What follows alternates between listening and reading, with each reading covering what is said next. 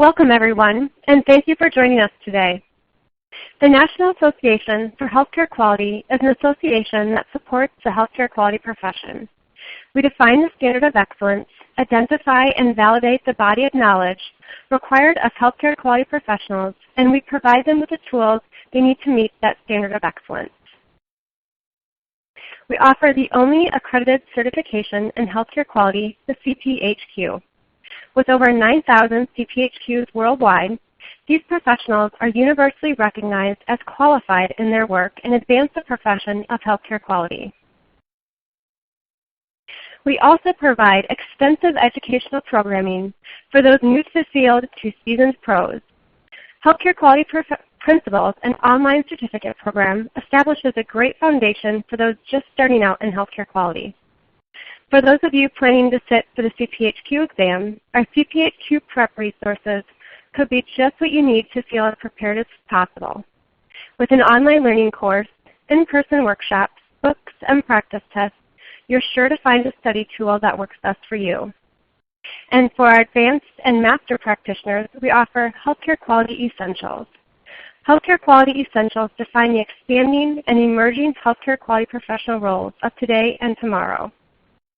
These programs and resources, along with our peer-to-peer networking and member engagement platforms, provide healthcare quality professionals the end-to-end support they need to be successful in a fast-changing healthcare environment. Beyond membership, we collaborate with institutions, corporations, and other organizations to advance the field of healthcare quality to offer leading-edge and relevant content to our members. That brings us to today's complimentary webinar with Nuance, one of our corporate supporters of the regulatory and accreditation healthcare quality essentials area. Today's webinar will focus on the topic of hidden eCQM dangers and how to avoid them. Catherine Gorman-Klug will be the speaker on this insightful topic. Kathy has over 30 years of experience in healthcare. She has extensive experience in project design, implementation, and management. In her current role as product manager, she is responsible for product strategy and product marketing for Nuance's quality products.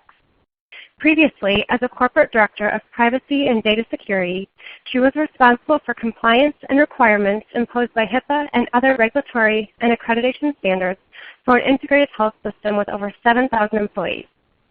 Before turning it over to Kathy, I would like to remind everyone to please ask any questions you may have throughout the webinar today by using the Q&A function on your screen. Welcome, Kathy. I'm now going to turn it over to you. Thank you.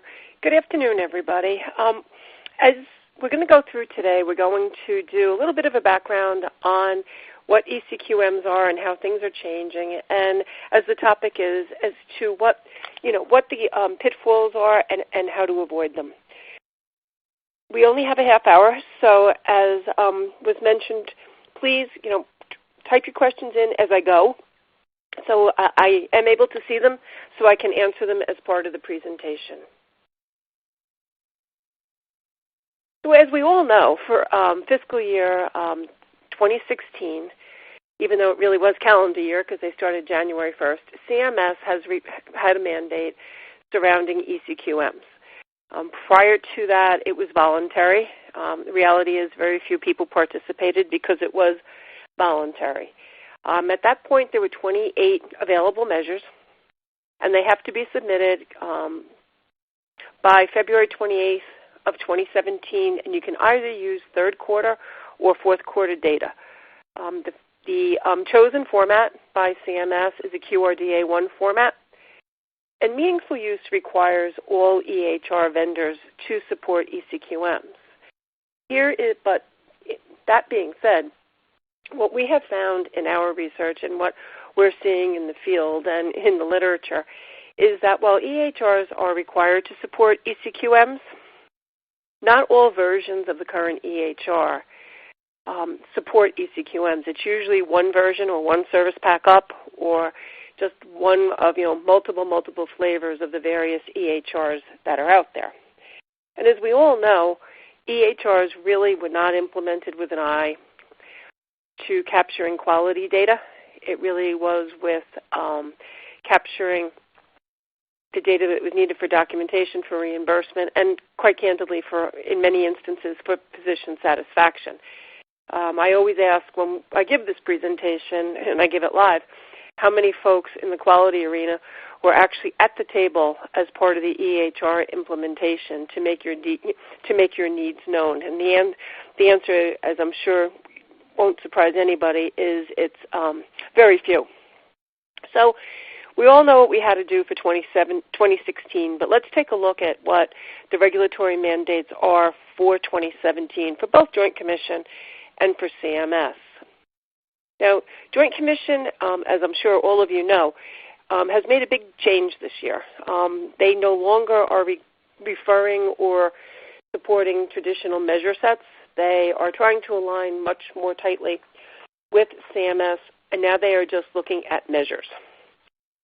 They introduced an eCQM requirement, and again, as most of you know, they have been trying to do an eCQM pilot over the last several years without a lot of success. There were very few facilities that were willing to participate in the Joint Commission eCQM pilot and assessment period. What I find interesting, and I'm sure all of you have received this if you're on the inpatient hospital side, is while that they have introduced this eCQM requirement, about 3 or 4 weeks after they did so, they did send a survey to all facilities asking them to give feedback to Joint about the impact of this requirement. So if you did receive that survey and you are concerned about how you're going to meet this, I encourage you to respond to that survey. As we know, Joint Commission is not regulatorily required to put certain measures in place by a certain calendar time frame. They can change their requirements a lot more agilely than CMS can. So if you are concerned about that, please respond to the survey. So as you can see, they've really decreased the amount of the traditional chart abstracted live person intelligence measures that are required. They brought them down significantly. These are also required and align very tightly with CMS's requirements. So it does make it easier for facilities for chart abstracted measures. This is a change to the PC measures, which is perinatal care.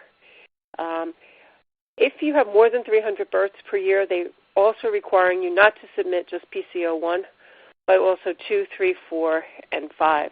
So that is a significant change because those in the perinatal care world is the more challenging standards with which to be compliant. If you don't do perinatal care measures, then you only have to submit 4 of the chart abstracted measures by Joint Commission. So if you don't do any deliveries, you do not have to submit any of the perinatal care measures, which kind of seems pretty plain to understand. Now this is interesting, Joint Commission and eCQMs. This kind of came out of nowhere. We know they've been doing the pilots, but this was a big change for Joint. And they will be requiring 6 eCQM measures for them for this year. These are the 6, and I'm not going to read them to you. You can read them, that are required. What we are recommending, and most folks are recommending and aligning with, and the industry is supporting that, you have to do 6 of these already for 8 of these already for CMS. So at the very least, submit to Joint the same 6 that 6 of the 8 that you have to do for CMS. There is really no reason to do double work. And when we get into some of the pitfalls, I think you'll understand why that's our recommendation. So for CMS, and as you know, this was a back step. They are now only requiring 8 of available 15 eCQMs. Prior to this year, there were 28 eCQMs, and the initial plan was that you had to report 16. So they have definitely backed down on their requirement. So they've retired many of the eCQMs that were out there. So when you look at the validation and the certification for vendors to submit eCQMs, please keep in mind when you're looking at it that while the legacy ones are still certified, they're going away beginning January 1st. So make sure when you select your measures that you're not selecting ones that have been retired, because it won't get you where you need to be with Joint or CMS. For both Joint Commission and CMS, the data has to be reported for the entire year. Neither Joint Commission or CMS are requiring that you do it on a quarterly basis with tight deadlines like you do for the chart abstracted measures. They are willing to accept it on a quarterly basis or a half-year basis, or willing to accept it in one lump file for the entire year. That's a choice at the facility level as to what you would like to do. However, my recommendation is that you do not wait until the end of the year to see how you're doing. I recommend, and if I were still on the hospital side doing this, I would begin collecting the data and analyzing the data as soon as January 1st rolled around to see how we're doing and how you're doing before you start transmitting this file, and gathering the information at the end of the year for Joint Commission and CMS. They both are still, CMS, like Joint Commission, are still requiring chart abstracted measures, which for all of us on the phone means that sepsis is not going away. It's still there. So it really is a hybrid method for both. These are the ones, just a quick snapshot of what you really need to do for Joint and CMS. At this time, CMS nor Joint are requiring eCQMs for behavioral health. They have not moved in that direction as of yet. Now, the hidden dangers is inaccurate data. As I said earlier, we know that most EHRs were not implemented or gone live with an eye to capturing the information that is needed for core measure reporting, whether it be the chart abstracted measures or whether it be the eCQMs. And adding to the changes there is that when these are constantly changing, it's very, very hard for an EHR, which they're large, and their focus is not necessarily on reporting quality measures, to actually go back and do the data mapping. And that's why I suggested that although you don't have to report until 2018 for 2017, that you actually begin as early in 2017 as you possibly can to actually look at the data and see how well you're doing. There is no reason why you cannot get an extract from either your EHR vendor or from your current core measure vendor who's validated to see how well you're aligning.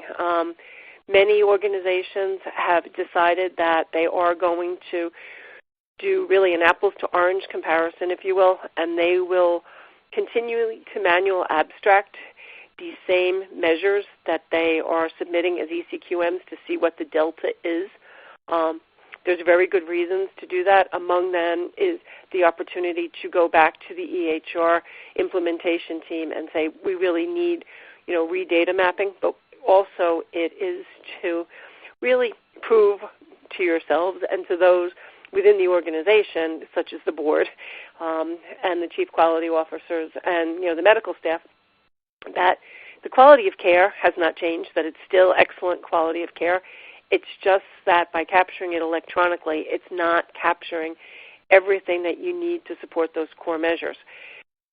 Those of us who've been doing this for any length of time know that it's no machine, unless it's extremely finely tuned and continually tuned, is going to be able to capture the same amount of information as human intelligence can. We all know that there are providers out there that no matter how many times the EHR prompts them to document something in a certain field, they still will find a way or a workaround to do free text documentation. And the EHR, the way it's programmed and the way it pulls, will not necessarily capture that. And in a completely hands-off environment, it's very difficult, if not impossible, for you to prove and substantiate the requirements within the eCQMs. So looking at your data as early as you can and validating that it's appropriate.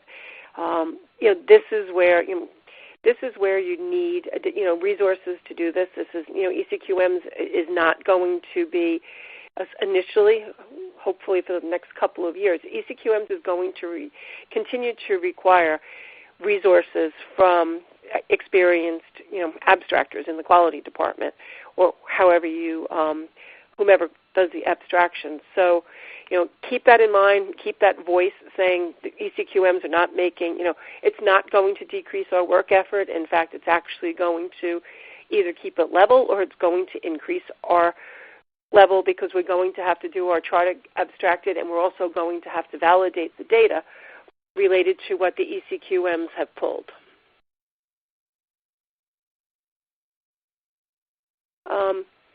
Many organizations, if not most, have multiple EHRs. You may have one EHR in the perinatal care area.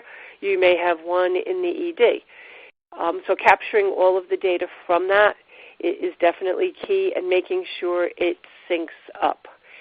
Aggregating results across the system is difficult with EHRs, especially if you're in a position where, as many organizations are, you've come together recently, and you are, even though you may be a 5, 6, 7, 8 hospital IDN, you may be on not only different EHRs as you migrate, but you may be on different versions of the same EHR as you've come together.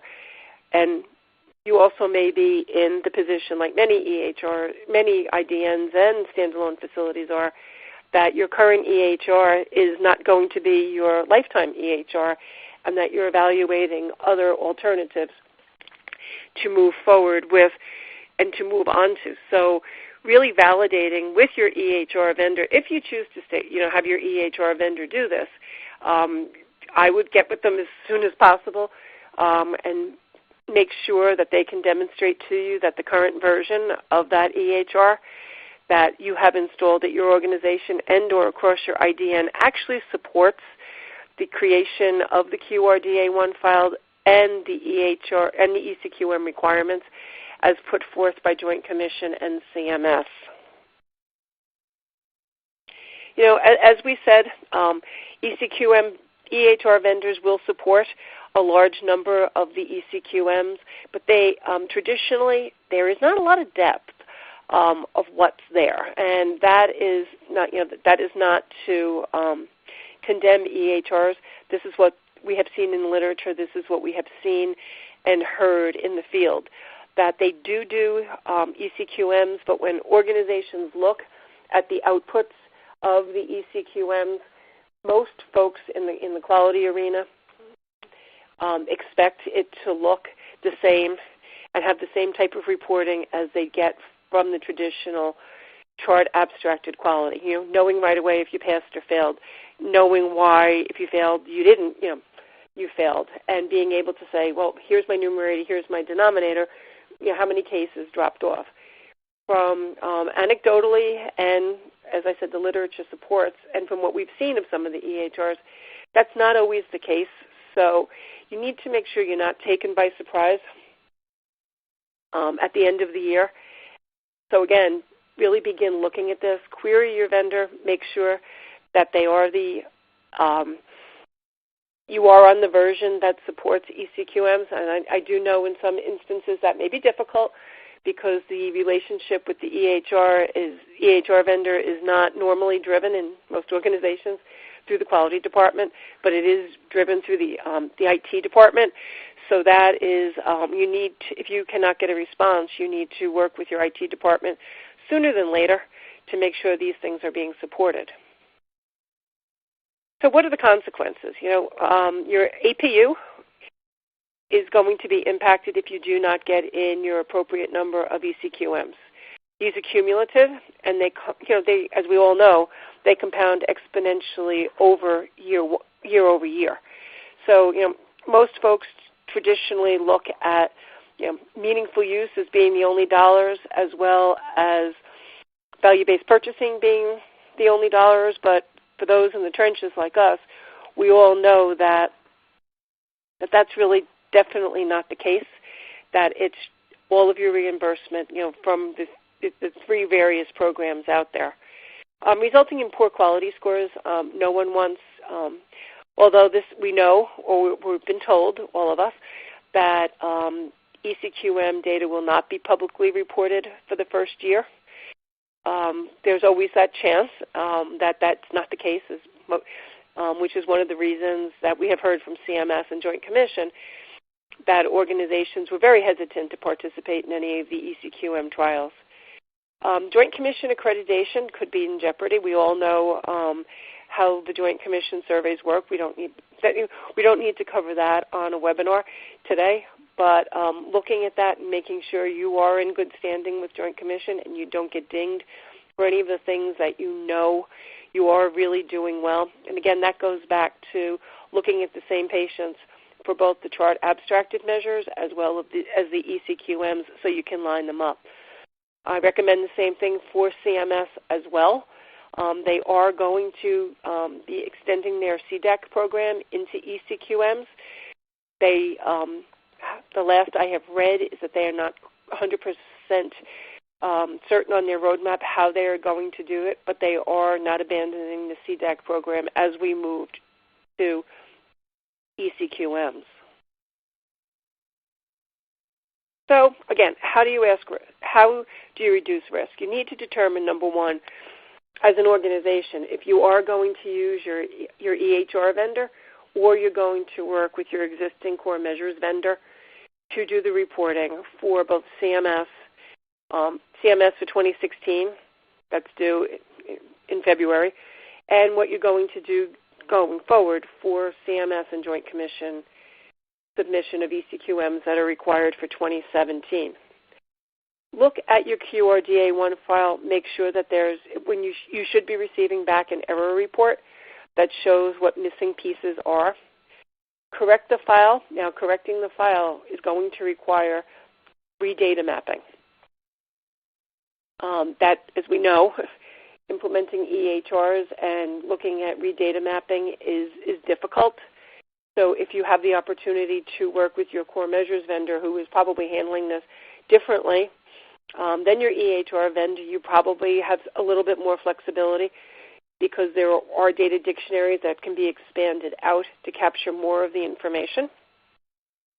If you have multiple EHRs, look at whether or not, all of the versions support the various eCQMs. If not, what you need to do to be able to get all of the information required in order to be compliant with eCQMs. Make sure if you are a Joint Commission accredited facility that if you are using your EHR, that your EHR vendor is verified and to submit to Joint Commission. You don't want that surprise, at the last minute.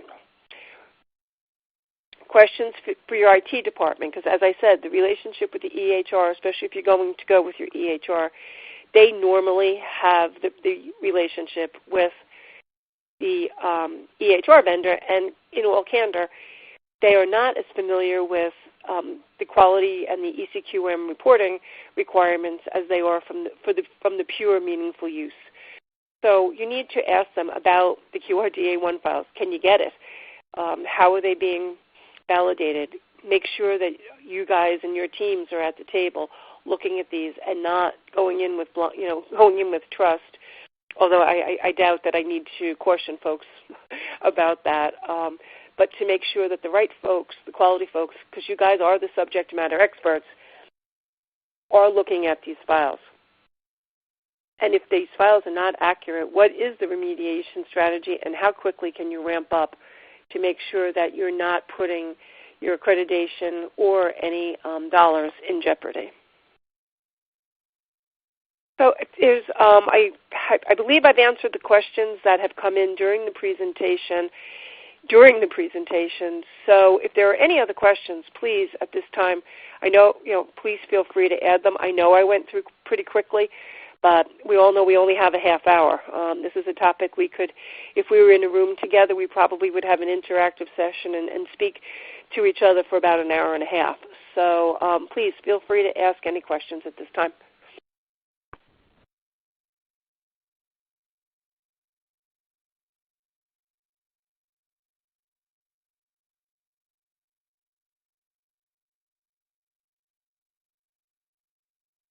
Great. Well, I see we have a lot of questions coming in, so we know that this is definitely a hot topic. Kathy, yeah, we do. Actually, we actually do. Okay. We have a question about where the QRDA1 file is located. This, EHRs, it's not located is a hard word. It's really a product of an export from your EHR or a file that's created by your existing core measures vendor based on a data dictionary that you would provide to them. So again, that question, and it's a great question, highlights the questions that need to be being asked, saying, hey guys, do we even know if our EHR vendor does this? Have we made the decision as to how we're going to report for 2016? Because if they do not support, or if your EHR and that's the direction your organization has determined to go in it, if it does not support the QRDA1, you still have sufficient time to work with your existing core measure vendor or to reach out to any of the other ones that are available for assistance.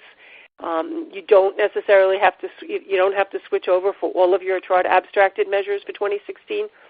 If you need to switch out and go to another approved core measure vendor to get your eCQMs in for CMS. I hope that answered that question. HBIB, we have a question about HBIBs. I did not go through that for today. I will send that out as a follow-up because they're not requiring eCQMs for HBIBs yet. I am always very cautious to say yet because I am a firm believer in anything that's out there, whether it be a voluntary measure or a test measure or whatever terms that, we hear every year, could very rapidly become required. And I know you're asking about this question about HBIBs. We all know the surprise that we had about HBIBs a couple of years ago. So HBIBs is one that we watch very, very closely because we are afraid of some of those surprises. We also have a question about the veterans. Do they have a separate set of measures for 2017? It is my understanding that for Joint Commission and CMS, that those measures will stay the same. I cannot speak to how the VA is updating the sale measure requirements for 2017. That's actually a discussion we've had internally because the VA is not a quality client, but they're one of our coding clients. So we anticipate that question coming back. So that's definitely something we are researching, and we can get you an answer on that as well.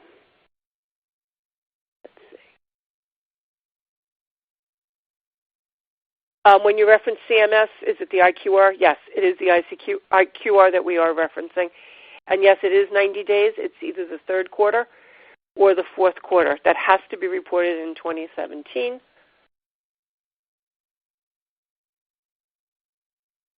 Oh, this is a great one. How to submit if you're changing your EHR in the middle of the year. Well, I can tell you you're not alone. That's definitely, we know that's a very popular occurrence in the quality world and in all facilities. You have two options.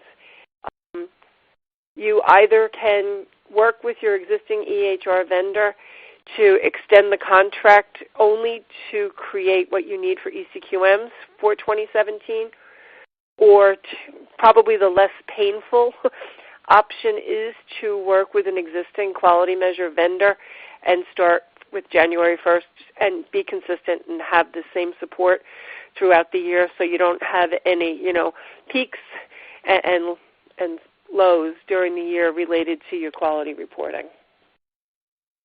And I know we have a large number of questions here, but I also believe that we're probably out of time at this point. Am I correct, Jackie? Yes, and Catherine, we will go ahead and collect the questions and send them to you so you can answer them as well. That way we're answering all the questions. Okay, great. Great. So a special thank you to our speaker, Catherine Gorman-Klug, for that valuable content. And again, a special thank you to our sponsor, Nuance. And thanks to you for participating on today's webinar. Please take a brief moment to complete the evaluation. Enjoy the rest of your day, and this concludes our program today. Thank you, everyone.